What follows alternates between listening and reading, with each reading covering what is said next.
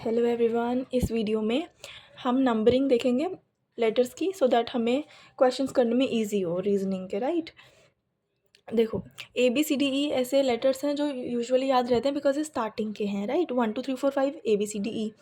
इसके बाद अगर हम 6 से देखें, F से देखें, तो जो F है वो एक तरीके से उल्टा 6 बना रहा है कुछ इस तरीके से, तो हम इसे इस तरीके से याद रखेंगे।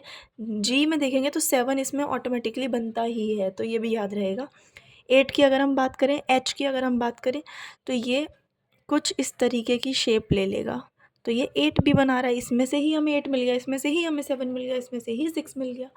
अगर हम आई की बात करें तो हम बहुत बार आई को इस तरीके से बनाते हैं जो कि एक 9 जैसी शेप लगती है, तो आई को हम इस तरीके से याद रखेंगे। इसके बाद एक छोटी सी स्टोरी याद रखेंगे कि 10 जूते खाए, क्यों खाए?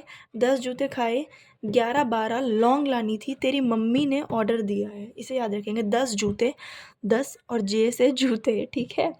तो जे से जूते और कितने खाए हैं? 10 जूते खाए हैं, क्यों खाए हैं? 11 12 लौंग, 12 लौंग, एल से लौंग, तो 11 12 लौंग। तो अगर हम इसे याद रख लेंगे तो आगे थोड़ा इजी हो जाएगा। 11 12 लौंग, एम से मम्मी, तेरी मम्मी, किसकी मम्मी? तेरी मम्मी, तो तेरी मम्मी, 13 पे एम, एम का क्या हो गया? 13। इसके बाद MNO, थोड़ा रखना आसान हो जाएगा। अगर हमें 13 याद रहेगा तो हम ऐसे, इतना तो हमें याद रहता है ये MNO, तो ये 13 है तो हम कहेंगे हाँ 14 15, फटाफट क्लिक हो जाएगा हमारे माइंड में अगर हम प्रैक्टिस करते रहेंगे तो। ठीक है, ये स्टोरी यहाँ पे ख़त्म करते हैं। 10 जूते खाए, क्यों खाए? 11 12 लौंग, तेरी मम्मी ने ऑर्डर दिया है। ठीक है, तो एम याद रखेंगे, तेरी मम्मी, तो NO हमें ऑटोमेटिकली याद रहेगा, दैट इज़ 14 एंड 15।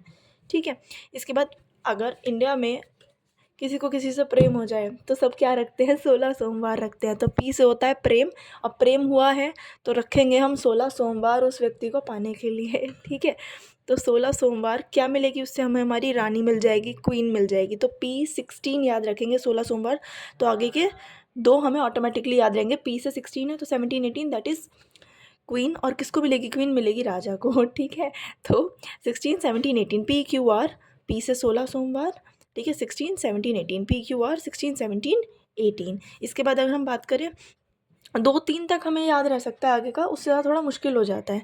ठीक है, तो अगर हम बीच बीच के नंबर से याद रखेंगे तो +1 +2 करना फिर भी ईजी हो जाता है। ठीक है, इसके बाद T20 से हम याद रख सकते हैं, T20।